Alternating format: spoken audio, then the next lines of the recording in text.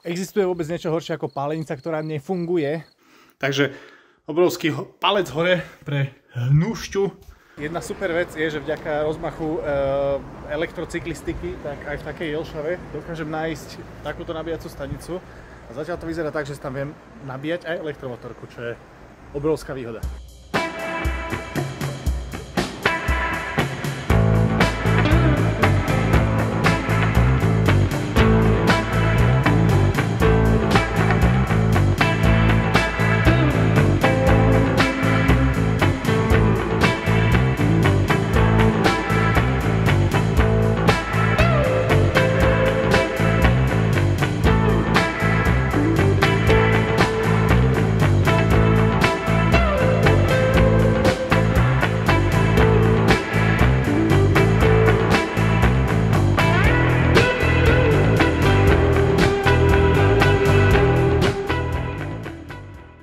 Ahojte, takmer presne po roku sa opäť prihováram s elektromotorkou. Tentokrát som v nádhernom prostredí Jaslovského kláštora a ako môžete vidieť, tak tentokrát mám pred sebou najsilnejšiu motorku od Wemoto, verziu Stash.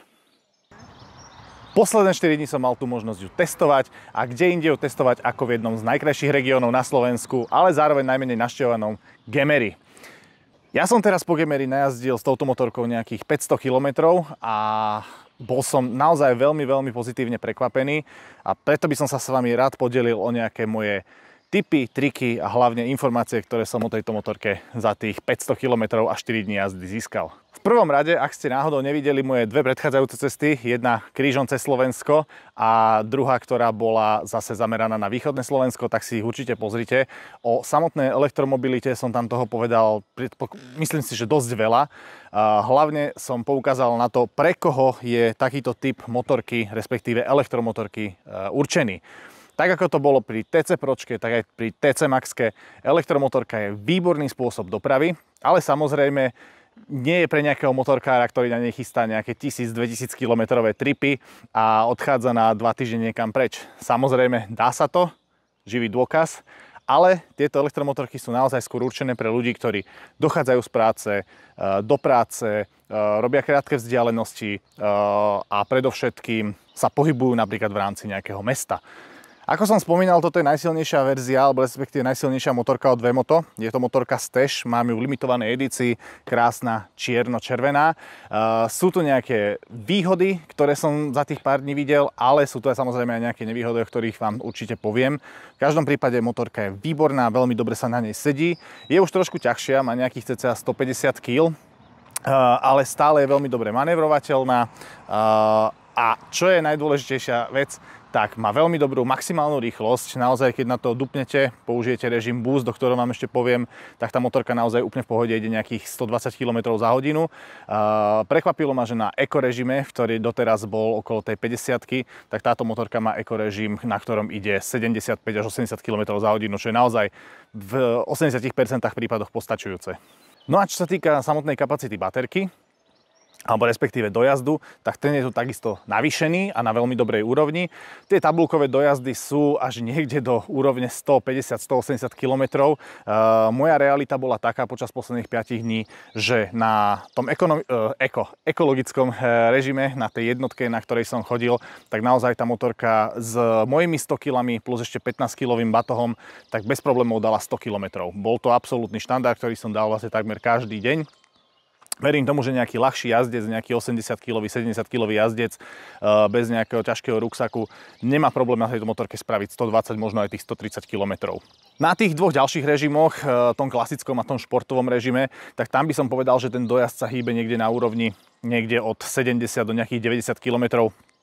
Zase záleží, či striedate okresky, či striedate mesto, ale ak idete tých nejakých 50-60 a na druhej strane 90-100, tak si myslím, že aj na tých športovejších režimoch dáte kľudne tých 70-80 km.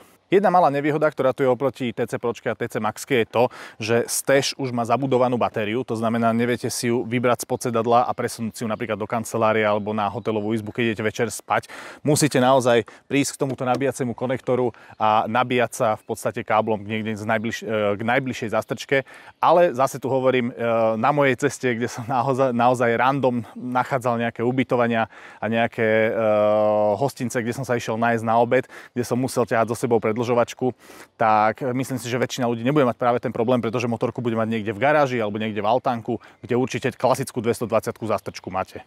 Tých 500 km po Gemeri to bola naozaj jedna úplná báseň, pretože gemerské cesty boli naozaj veľmi pekné, boli vo veľmi dobrom stave. Dokonca sa s vami aj podelím o tú najkrajšiu, ktorú som za tých 500 km videl. A motorka naozaj rezala veľmi dobre zákruty, v meste sa správala výborne. Tým, že má naozaj veľké kolesa, tak neporovnával by som to úplne s nejakým skútrom na maličkých kolesách, s nejakou Vespou a podobne. Naozaj ten komfort, ktorý tu bol, tak bol naozaj výborný.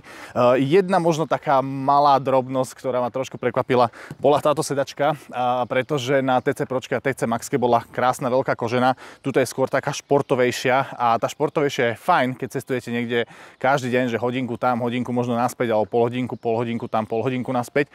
Ale pri naozaj 5-dňovom vkuse sedení na tejto motorke, tak už mi to bolo trošku nepohodlnejšie na zadok, takže treba si trošku zvyknúť na tejto zadnej partii a trošku ma ťahalo tak dopredu na tej motorke. Neviem, že či to bolo tým tvarom tej sedačky, v každom prípade asi chcel, aby som sa dal nejako tak do takej lepšej pozície, ale bohužiaľ s tým ruksakom na chrbte, tak musel som byť taký trošku vystretejší. Čo sa týka nejakých najdôležitejších zmien oproti tej TC Pročke a TC Maxke, alebo zmien, z ktorých som ja bol naozaj že šťastný, tak prvá je určite to, že brzdy majú ABS-ko, pretože tie predchádzajúce motorky ich nemali. Ja som aj na tých predchádzajúcich motorkách nemal problém s tým, že by tam nebolo ABS-ko. Nikdy sa mi nestala situácia, že by som nejak núdzovo musel brzdiť na nejakom štrku alebo v nejakej zákrute, ale samozrejme je možné, že niekto, kto na nej jazdí pravidelne, profesionálnejšie, tak to ABS-ko naozaj využije. Ďalšia z tých vecí, okrem teda spomínaného nabíjacieho konektory, ktorý som tu hovoril, tak najväčšia výhoda pre mňa bol tento odkladací priestor. Totižto Stežka už má odkladací priestor, do ktorého sa vám jednak zmestí helma, ale keďže ja som helmu väčšinou zobral so sebou a mal som ju niekde v ruke spolu s rukavicami, tak tento priestor, ktorý tu bol, tak som 90% času využíval na to, že som v ňom mal odložené káble, nabíjacie, nabíjačku a tú spomínanú predĺžovačku cca 10 metrovú na nejaký prípad núdze. No a teraz vás zoberiem na takú malú virtuálnu prehliadku toho, ako to vyzerá, keď na motorku zasadnete. Tak, takto nejak motorka vyzerá z pohľadu šoféra. Čaute. A ja by som vám len povedal o tých naozaj základných funkciách. To znamená, čo pribudlo, čo odbudlo. Klasicky tu nájdete trúbu, smerovky, ktoré sa krásne vracajú na pozíciu. Nájdete tu tempomat. Tempomat bola prekvapivá funkcia, ktorú som využíval, hlavne niekde mimo dediny, kde som si permanentne nastavil napríklad 70 alebo 80. A naozaj sa to mi, myslím, trošku preukázalo na tej spotrebe baterky, že na tom tempomate, tým, že som stále nepridával, neuberal, tak tá spotreba bola naozaj veľmi dobrá. Tu je ten režim, ktorý som spomínal, režim Boost, ktorý vlastne keď idete 100 km za hodinu, tak vám hodí ešte to boostnutie, takže na nejakú tú 120 vás posunie. Je to naozaj pre prípad, že ste niekde mimo na nejakej ceste, mimo dediny, mimo mesta a chcete obehnúť povedzme nejaký kamión alebo nejaké auto, tak s tým boostom je to naozaj bezproblémové. A čo je obrovská výhoda, tak na tejto motorke som konečne aj obiehal ja auta, nie len auta, ktoré obiehali mňa, pretože som permanentne chodieval 50. Prepínač na diaľkové, môžete niekoho preblíkať alebo diaľkové zapnúť. A na druhej strane klasický volič režimu 1, 2, 3, ako som spomínal, Eco, klasický mod, športový mod. Naozaj na tom športovom móde viete ísť kľudne tých 100 permanentne a tých 110, 120 aj s tým režimom Boost. Čo je obrovská výhoda, máte tu spiatočku. To není úplný štandard, ale vlastne vy keď máte naštartované a stlačíte spiatočku a trošku pustíte plyn, tak motorka s vami začne cúvať. Na veľkých motorových motorkách to samozrejme nie je toto štandardné, ale túto má tá funkcia hlavne pri nejakom vytačaní a manevrovaní v úzkých priestoroch, tak ma naozaj veľmi potešila a samozrejme kill switch na to, aby ste naštartovali. A motorka má takisto aj výstražné. V motorke máte takýto štandardný kľúčik. Ja vám ukážem, ako hlavne vyzerá to v úvodzovkách naštartovanie. To znamená, stlačíte len tento spodný knoflík. Displej sa vám krásne rozsvieti. Trošku tie odrazy asi tu budú. A k tomu displeju veľmi v jednoduchosti a veľmi v rýchlosti. Samozrejme ukazovateľ vašej aktuálnej rýchlosti, ukazovateľ ABS, tento vždycky na začiatku bol zapnutý, ale časom, keď som naštartoval a trošku sa prebehol, tak samozrejme kontrolka bola vypnutá. Péčko, samozrejme, ak sa chcete posunúť, tak stlačíte len brzdu a ste ready. Teraz som na tom športovom režime, ja sa tu hodím na to Eco. Máte tu ukazovateľ dojazdu, k tomu sa ešte vrátim. Máte tu ukazovateľ batéria, asi najdôležitejší údaj, samozrejme čas a teplotu. a máte tu otáčky, ale skôr ako tie otáčky, berte do úvahy tento miniatúrny, chcel som povedať displej, ale ukazovateľ, ktorý vám ukazuje vlastne červenú hranicu a zelenú hranicu. Červená hranica je, že teda aká veľká je tá spotreba aktuálne baterky a zelená hranica, a to som ešte nespomínal, je rekuperácia. Táto motorka totiž to má aj rekuperáciu, veľmi sa mi hodila, keď som chodil niekde hore-dole kopcami. Jediná vec, ktorá by ma potešila, dostaneme sa tuto s týmto tlačítkom set, dostanete sa do týchto nastavení a nikde som tu nenašiel žiadne nastavenie o tej sile tej rekuperácie. To znamená, že vy keď idete niekde do kopca, pridávate stále a potom idete z kopca, tak tá rekuperácia je naozaj veľmi, veľmi silná a stretol som sa s tým, že často ma brzdila viac, než by som chcel. Čo by bola taká možno výhoda do budúcna, je, keby sa tu tá sila tej rekuperácie dala nastaviť. Čo sa týka ukazovateľov displeja, máte na výber viacero možností, ako som povedal, toto sú nastavenia. Tento režim, alebo respektíve toto zobrazenie sa mi až tak moc nepozdávalo, možno niekomu je vyhovať viacej. A jednu vec, ktorú by som určite spomenul, je toto. Vy si pomocou tohoto QR kódu môžete naskenovať aplikáciu a tá aplikácia sa automaticky s motorkou spáruje. Čo je obrovská výhoda, viete tu mať pustenú napríklad GPS-ku, navigáciu. Tá navigácia sa mi naozaj veľakrát za tej cesty osvedčila, fungovala naozaj veľmi dobre. Jedine, čo by som dôraznil, je to, že tá samotná aplikácia tú navigáciu vám síce ukáže, ale keď už chcete navigovať, tak navigovanie vás stojí poplatok. Mám pocit, že to bolo nejakých 90 centov na triál a potom je to, mám pocit, že nejakých 3 alebo 4 eurá na mesiac, ale tú presnú cenu vám samozrejme dám niekde túto sem. Jedna z vecí, ktoré ma na tomto displeji len tak trošku hnevala, bol tento ukazovateľ dojazdu, ten range, pretože ukazovateľ dojazdu, neviem z akého titulu, vám neukazuje dojazd hneď na začiatku a neukazuje vám ho ani podľa mňa v dobrom čase, pretože naozaj na to, aby vám ukázal ten range, tak s motorkou musíte ísť podľa mňa takých minimálne 10, fakt naozaj niekedy až 15 minút a po tej jazdy vám ten range ukáže. Čo sa týka toho rangeu samotného, toho dojazdu, tak ukazoval pomerne presne. Ak mi ukázal, že mám range ešte 50 km, tak naozaj nejakých 49-48 km som na tom ešte dal, ale nevýhodou bolo naozaj, že od toho naštartovania mi ten range ukázal až za nejakých 15 minút jazdy. A pokiaľ vy máte už len nejakých posledných 20-30% baterky, tak naozaj skôr vám dojde baterka, ako sa ten systém spamätá a ukáže vám range. Už som o ňom hovoril, ale ešte vám ho aj ukážem. Ako sa otvára kufor. Motorku samozrejme viete zamknúť, odomknúť a kufor otvoríte dlhším podržaním tohoto tlačítka. Kufor sa otvára elektricky, ale samozrejme je tam aj manuálna poistka.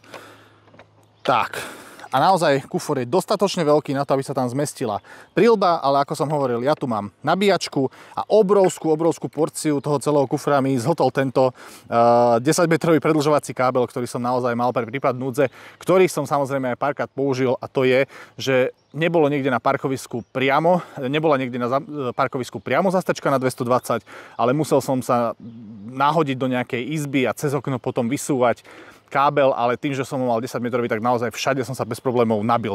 Odporúčam potom kábel trošku taký ten lepší. Ja som mal 16, to znamená, že zvládne aj nejakú zváračku alebo kosačku, nie nejakú obyčajnú predĺžovačku, ktorú máte doma na svetlo pri nočnom stolíku.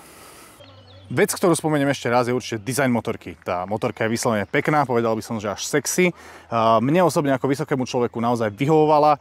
Určite vyzerá podľa mňa lepšie ako väčšina takých tých obyčajných nejakých čínskych skútrov, nejakých tých črepov.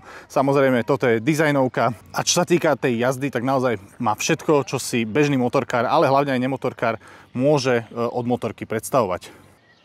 No a za mňa je verdikt motorky Stage absolútne jednoznačný. Jedná sa o skvelú motorku a ešte lepšiu elektromotorku. Naozaj, ak hľadáte nejaký lacný spôsob dopravy, tak táto motorka jazdí takmer zadarmo. Ak idete ráno z domu nabitý, idete do práce, v práci sa nabíjate, idete domov, tak naozaj jazdíte za absolútne minimálne peniaze. Nevýhodou samozrejme môže byť trošku vyššia obstarávacia cena, ale je už na vás, koľko toho ročne prejazdíte. Cestovanie s ňou bolo úplne úžasné, nemal som žiadne problémy s nabíjaním, keďže vám k nabíjaniu stačí obyčajná 220. Jedinou malou nevýhodou bolo to, že som so sebou musel nosiť predĺžovací kábel a to, že som nemal rýchlo nabíjačku.